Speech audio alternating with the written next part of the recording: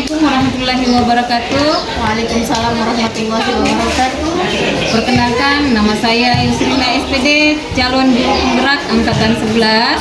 Ingin mengobservasi teman sejawat yang bernama Wardayanti SPD, guru kejuruan dari PKJ. Selamat siang Ibu Warda. Siang Bu. Bagaimana kabar Ibu Warda hari ini? Alhamdulillah Bu, baik. Ya, alhamdulillah ya.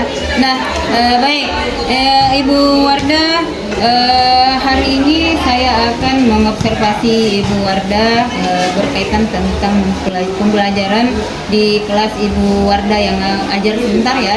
Nah, namun sebelumnya saya ingin menanyakan beberapa hal yang berkaitan tentang materi pembelajaran yang akan Ibu Warda sajikan atau berikan sebentar kepada siswa. Nah, baik, apakah Ibu Warda siap hari ini? Siap Bu. Iya. Nah, sekarang, namun sebelumnya, adapun tujuan supervisi ini adalah untuk mengetahui dan mengevaluasi berkaitan tentang materi pembelajaran. Nah, sekarang Ibu Warda, apa tujuan pembelajaran yang akan Ibu Warda pelajari pada hari ini? Ya. Jadi tujuan pembelajaran yang akan saya ajarkan sebentar yaitu pertama, murid mampu menjelaskan apa itu konsep dari routing statis. Yang kedua, murid mampu melakukan konfigurasi routing statis, dan ketiga adalah murid mampu memecahkan masalah konektivitas jaringan dengan menggunakan teknik routing yang telah dipelajari. Ya, jadi ada 3 ya Ibu Warda. Iya. Nah, sekarang pertanyaan yang kedua, bagaimana area pengembangan yang hendak dicapai pada pembelajaran tersebut? Iya, jadi area pengembangan yang hendak saya capai pada pembelajaran kali ini yaitu bagaimana seorang murid mampu melakukan konfigurasi routing statis, karena kita ketahui bahwa pada peserta didik itu memiliki keunikan masing-masing. Ada yang mungkin sudah paham atau mulai paham, ada yang sudah sangat paham. Nah, bagaimana pada pembelajaran ini peserta didik seluruhnya mampu melakukan konfigurasi routing statis. Ya, itu. Iya, jadi siswa mampu mengetahui routing statis ya Ibu Warda. Nah, pertanyaan terakhir nih Ibu Warda, strategi apa yang dipersiapkan dalam pembelajarannya nanti? Nah, jadi strategi yang saya akan pelajari atau ajarkan nanti yaitu dengan cara berdiferensiasi gitu ya. Jadi saya akan melakukan pengelompokan kepada murid, kemudian murid akan melakukan konfigurasi sesuai dengan apa yang dia senangi atau apa yang dia minati pada routing statis ini Bu. Sekali ya Ibu Warda, jadi Ibu Warda sebentar akan melakukan sebuah pembelajaran yang berdiferensiasi dengan mengelompokkan siswa dan lalu membebaskan kepada siswa untuk melakukan iya. Baik, kalau begitu kita akan melakukan observasi di kelasnya Bu Warda. Iya Bu. Iya. Terima kasih Bu Warda. Sebentar kita akan melakukan observasi. Iya Bu.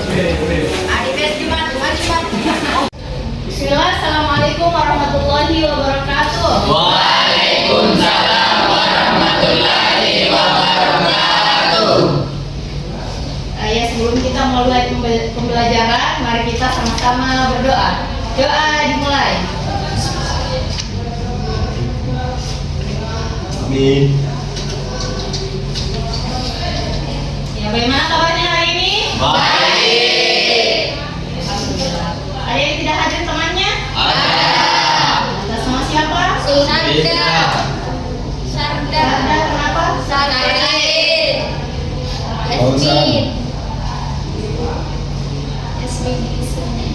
Fauzan Zaki dari Paskibraka.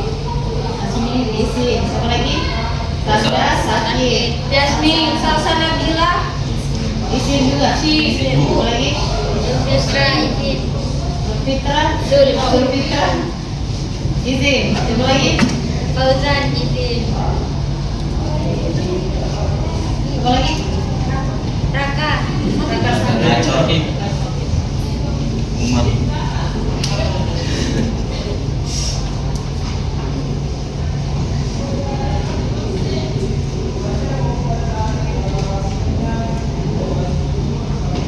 Ya, doakan yang temannya sakit, semoga diberi kesembuhan sehingga bisa kembali bergabung bersama kita untuk belajar.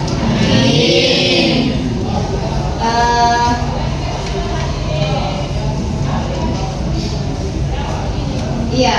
Hari ini kita akan belajar tentang routing statis. Nah, ada tujuan pembelajaran dari routing statis ini. Yang pertama, kita bisa lihat dari di atas bahwa tujuan pembelajaran kita yang pertama adalah murid mampu menjelaskan konsep routing statis. Yang kedua, murid mampu melakukan konfigurasi routing statis. Yang ketiga, murid mampu memecahkan masalah konektivitas jaringan menggunakan teknik routing yang dipelajari. Nah, jadi ini ada 3 tujuan pembelajaran yang akan kita capai hari ini. Saya harap kerjasamanya kita belajar semaksimal mungkin sehingga tujuan pembelajaran ini dapat kita capai. Nah, sebelum memulai dari pembelajaran yang inti, kita screening dulu. Ya, silakan semua siswa untuk berdiri. Ya. Silakan cari 2 orang berpasangan. 2 orang berpasangan. Jomblo. 2 orang berpasangan. Ada? Ya, 2 orang berpasangan. Ini bisa 3 orang, bisa 3 orang. Perempuan sama perempuan, laki-laki sama laki-laki. Bertiga. Ya. Nah, sekarang kita main lawannya seperti ini. Coba tangannya begini. Nah, yang satu tangannya seperti ini. Yang satu tangannya begini. Ya, betul. Besar kecil. Bukan. Dekat, jauh, tangkap. Jadi yang lawannya ini usahakan jangan ditangkap. Yang satu ini usahakan tangkap temannya. Paham kan? Ya, begini. Yang teman yang satu yang mau ditangkap itu tangannya seperti ini. Yang mau menangkap tangannya seperti ini. Jadi ikuti aturan mainnya. Kalau itu bilang dekat. Kalau bilang itu tangkap, langsung tangkap. Nah, ini oke? Oke. Kita mulai. Kita mulai.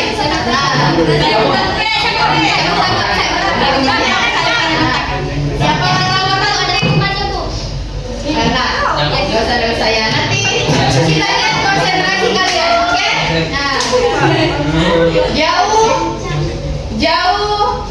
dekat, jauh.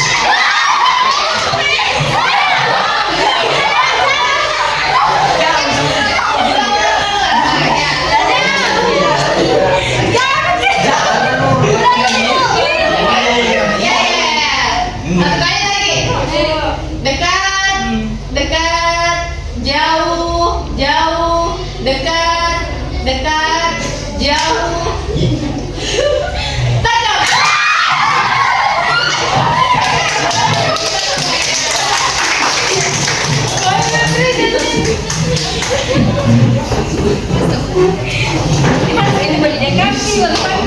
Oke.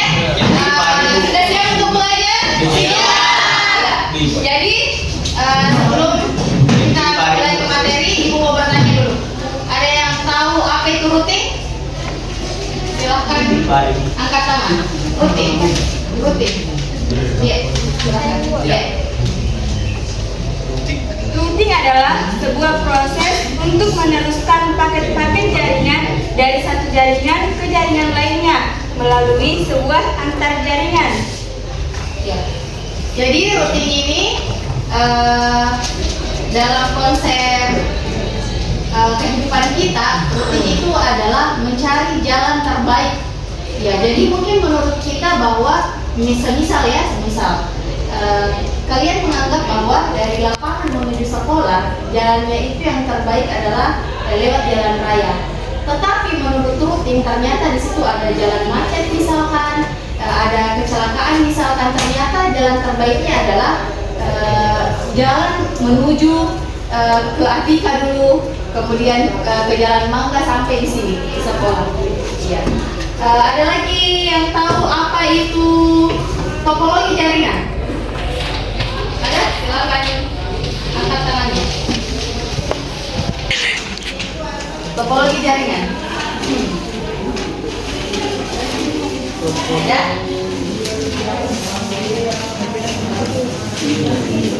Topologi jaringan ada berapa? Nah, pertama,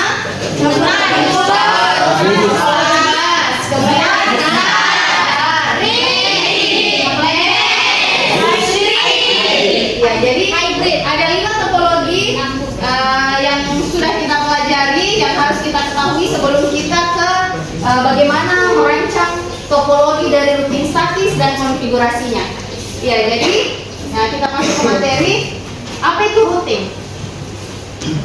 Nah, jadi sudah tadi dikatakan temannya bahwa routing itu adalah paket-paket untuk meneruskan jaringan dari satu jaringan ke jaringan yang lain melalui sebuah internet. Routing ini dapat merujuk kepada sebuah metode penggabungan beberapa jaringan sehingga paket-paket data dari satu jaringan ke jaringan selanjutnya. Nah, jadi routing ini adalah proses. Beda router. Kalau router alatnya, kalau routing adalah prosesnya. Jadi routing ini misalkan dari router A ke router B, dia mau melakukan perjalanan informasi dari router A ke router B. Menurut kita dari A ke B harusnya jalannya seperti ini. Tetapi menurut routing ini ternyata kita harus lewat bawah misalkan, baru sampai di router B. Karena routing ini sekali lagi routing ini adalah suatu metode atau suatu proses yang bisa menuju ke suatu jaringan di mana jaringan ini dia mencari jalan terbaik. Nah, ini. Namun routing statis ini dia akan dikonfigurasi secara manual.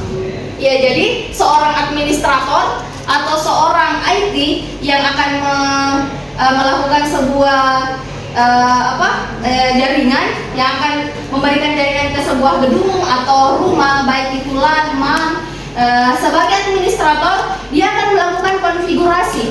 Ya, jadi administrator ini yang berfungsi sebagai orang yang akan mengkonfigurasi router ini sehingga jaringan bisa sampai dari gedung A, gedung B, gedung C.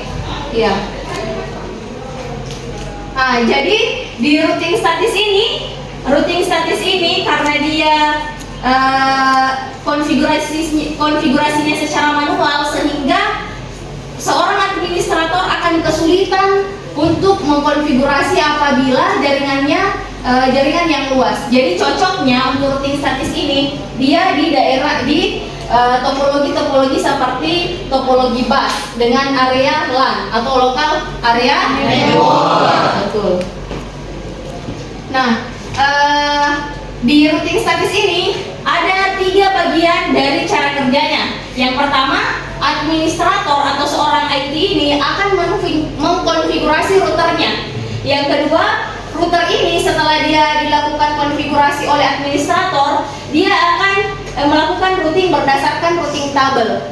Jadi router ini dia akan melakukan seorang IT yang akan melakukan sebuah jaringan yang akan memberikan jaringan ke sebuah gedung atau rumah, baik itu LAN, MAN. Sebagai administrator dia akan melakukan konfigurasi. Ya, jadi administrator ini yang berfungsi sebagai orang yang akan mengkonfigurasi router ini sehingga jaringan bisa sampai dari gedung A, gedung B, gedung C. Ya. Nah, jadi di routing statis ini karena dia konfigurasinya secara manual sehingga seorang administrator akan kesulitan untuk mengkonfigurasi apabila jaringan yang luas. Jadi cocoknya untuk routing statis ini dia di daerah topologi seperti topologi bus dengan area LAN atau lokal area network. Betul. Nah, di routing statis ini ada 3 bagian dari cara kerjanya. Yang pertama, administrator atau seorang IT ini akan mengkonfigurasi routernya. Yang kedua, router ini setelah dia dilakukan konfigurasi oleh administrator, dia akan melakukan routing berdasarkan routing table. Jadi router ini dia akan melakukan routing berdasarkan apa yang telah dikonfigurasi oleh administrator. Kemudian, routing statis inilah yang digunakan untuk melewatkan paket data. Jadi paket data dari router A, router B, router C, ini tugasnya dari proses routing tersebut. Nah, setelah ini kita akan melakukan pengelompokan. Jadi kalau pengelompokannya terdiri dari 4 orang. Setiap kelompok akan melakukan konfigurasi routing statis yang terdiri dari 3 router, 3 switch, dan masing-masing switch ada 2 PC. Paham? Ya, jadi silakan kalian melakukan pengelompokan 4 orang dalam satu kelompok dan melakukan konfigurasi routing statis dengan komponen 3 router, 3 switch, masing-masing switch memiliki 2 PC. Ya, silakan. Iya, 4. Ini 4, ini 4, ini juga yang laki-laki dibagi 2 kelompok. Silakan, ada yang 4, ada yang 3. Silakan, cepat. Udah apa Cik?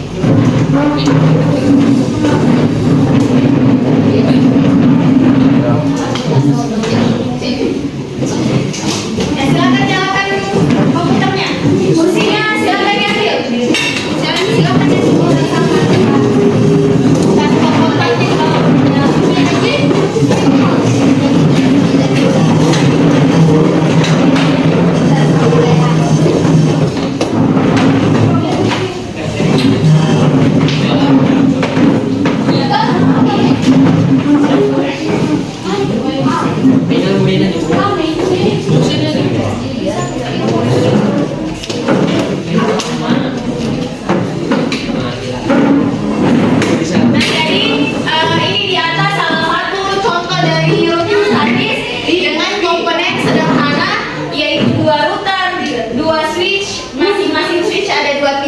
Jadi kalian silahkan mengembangkan dengan 3 router, 3 switch, masing-masing switch ada 2 PC.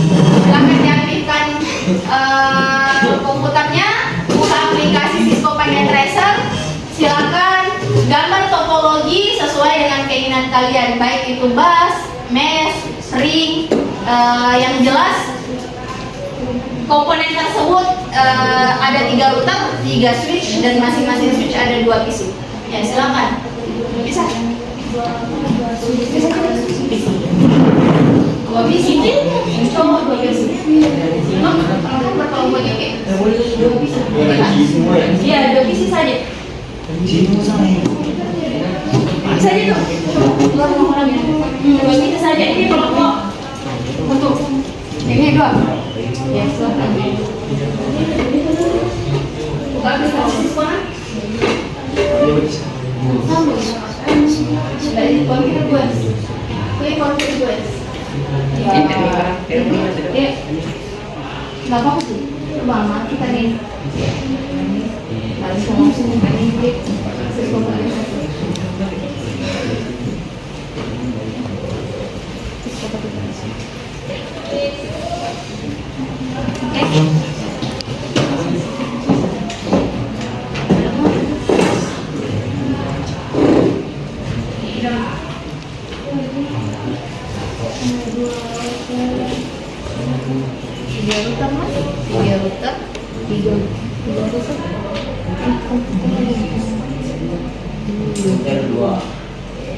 Tiga router. Kalau contoh di atas itu sederhana 2 router. Silakan kalian kembangkan 3 router. Bisa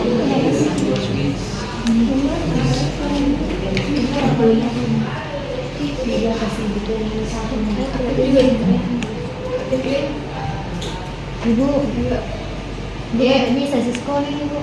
Bisa. Matikan dulu koneksi internetnya.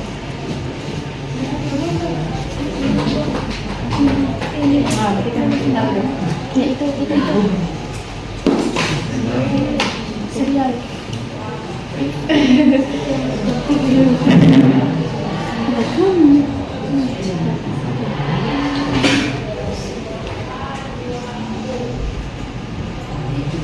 Tidak,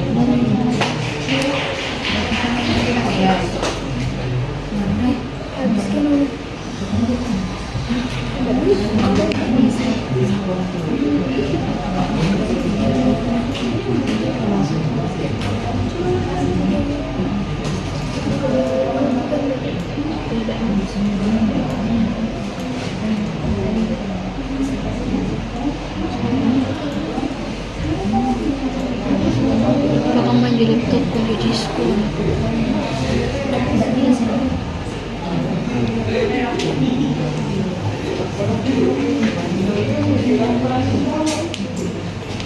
Tiga ruta.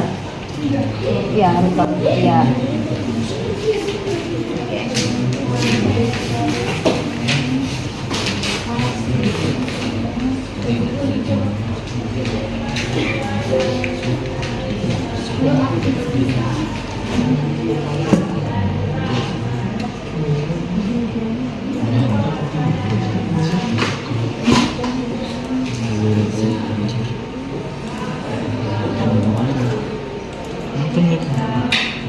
Kebun ninja.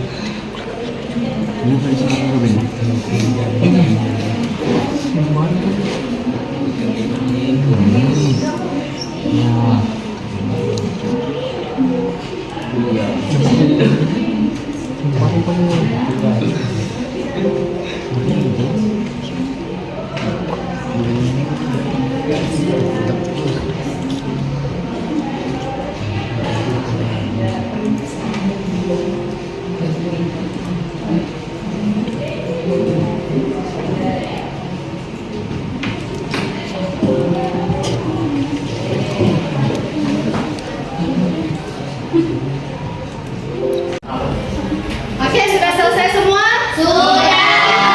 Nah, silakan salah satu kelompok mempresentasikan hasil dari pengerjaan routing statis. Ya, silakan. Kelompok, silakan. Kelompok teman-teman.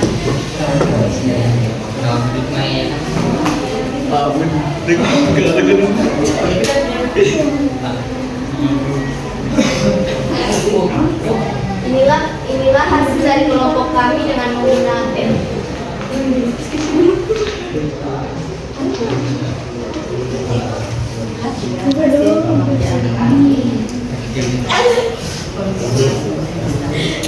Inilah hasil pengerjaan kami dengan menggunakan routing statis dengan menggunakan 3 router, 3 switch, dan masing-masing 2 PC.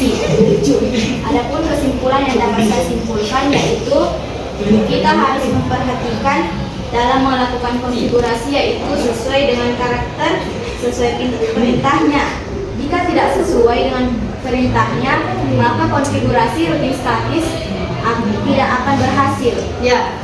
Jadi kelompok dari Kaila dan teman-teman sudah melakukan konfigurasi routing statis, hasilnya di atas. Hal yang mereka pelajari bahwa pada saat melakukan konfigurasi routing statis kita harus memperhatikan perintah-perintah yang digunakan, baik itu titiknya, komanya, hurufnya, spasinya. Karena pada saat kita melakukan konfigurasi dan perintahnya tidak sesuai, sintaksnya tidak sesuai, maka konfigurasi routing statis ini tidak berhasil. Artinya dari satu router ke router yang lain dia tidak akan bisa melakukan penukaran informasi atau tukar paket dari router satu ke router yang lain. Ya, silakan berikan aplaus ke temannya. Silakan kembali.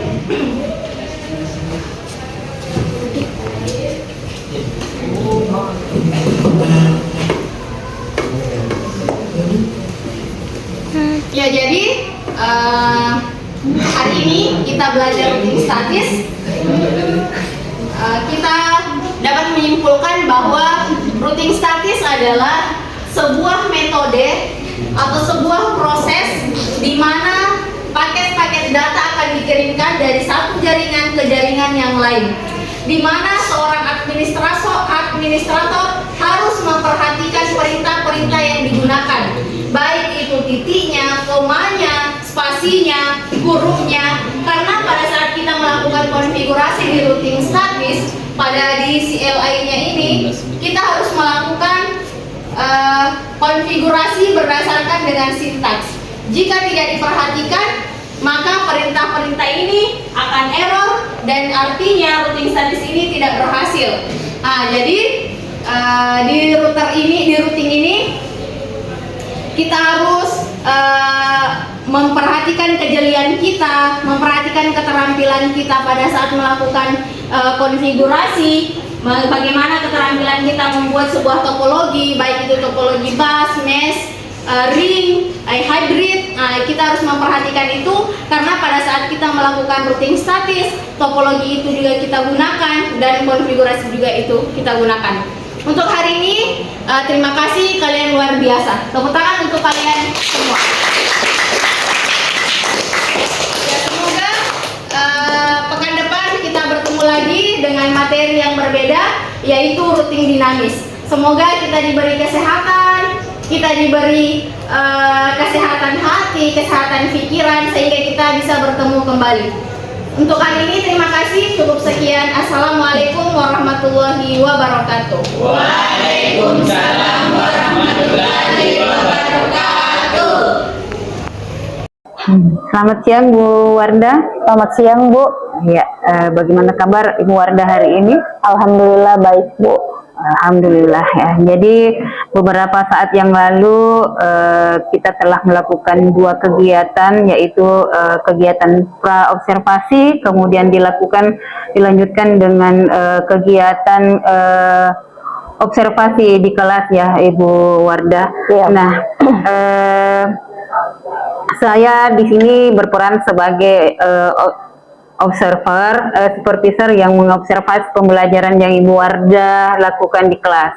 Selanjutnya, pada kesempatan kali ini, saya akan melakukan percakapan pasca observasi yang nantinya disaksikan oleh Ibu PP, yaitu Ibu Siti Aisyah, Ya, sebagai PP saya di calon guru penggerak. Nah, baik Ibu Wardah, sesuai dengan yang sudah kita lakukan beberapa hari yang lalu, ada beberapa hal yang ingin saya tanyakan kepada Ibu Wardah terkait dengan pembelajaran yang telah Ibu Wardah lakukan di kelas. Namun sebelumnya saya ingin tahu dulu apa yang menjadi harapan Ibu Wardah dari kegiatan kita hari ini. Nah, iya, jadi harapan saya yaitu saya memerlukan masukan-masukan yang membangun dari Ibu selama proses pembelajaran yang telah saya lakukan beberapa pekan yang lalu, Bu. Iya, baik Bu. Semoga percakapan kita ini dapat mewujudkan apa yang menjadi harapan Ibu Wardah. Dan selanjutnya saya ingin tahu dulu, setelah melakukan proses pembelajaran kemarin, bagaimana perasaan Ibu Wardah? Iya, saya merasa senang dan antusias, Bu, karena apa yang saya lakukan itu telah sesuai dengan perencanaan yang telah saya lakukan sebelumnya, Bu.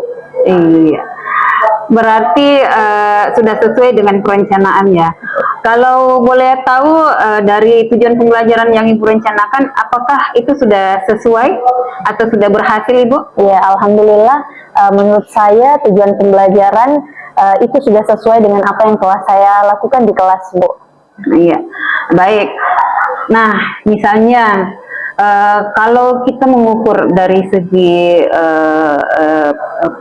proses pembelajaran Ibu, nah kira-kira dari ukuran rentang 1 atau skala 1 sampai 10, kira-kira pembelajaran yang sudah Ibu lakukan kemarin itu sudah berada di angka berapa, Ibu?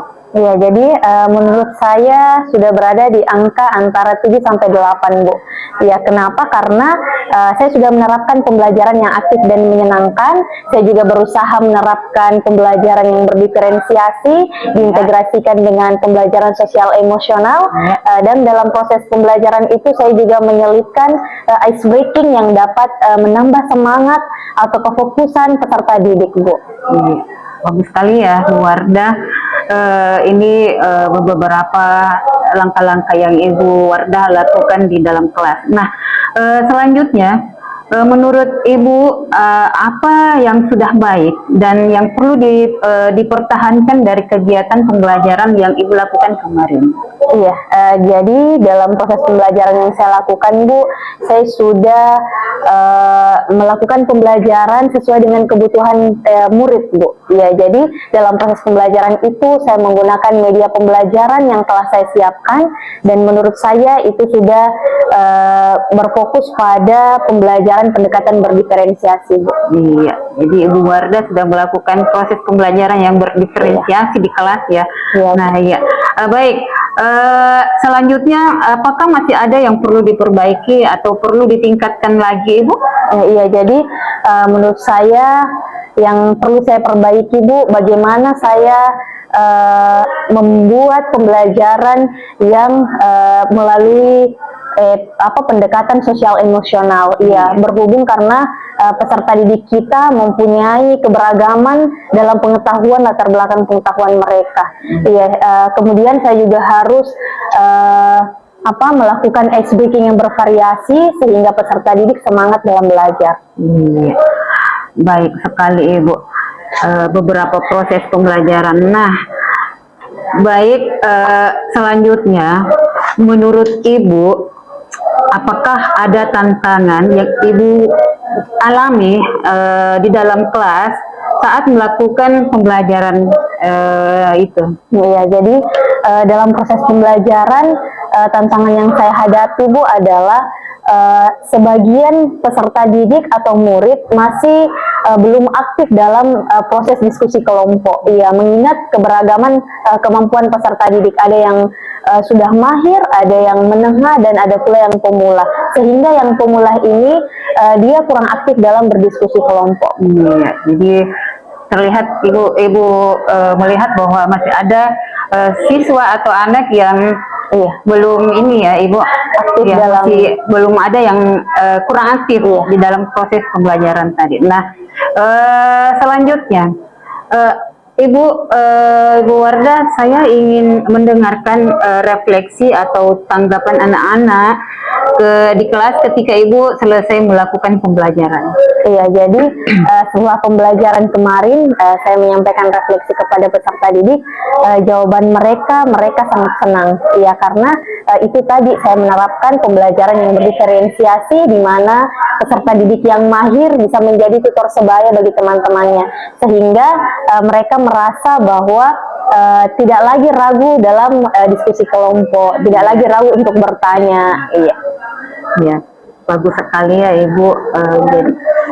Jadi anak-anak ini yang sudah mahir menjadi tutor bagi teman-temannya yang kurang paham ya, Ibu. Iya, alhamdulillah ya, Bu.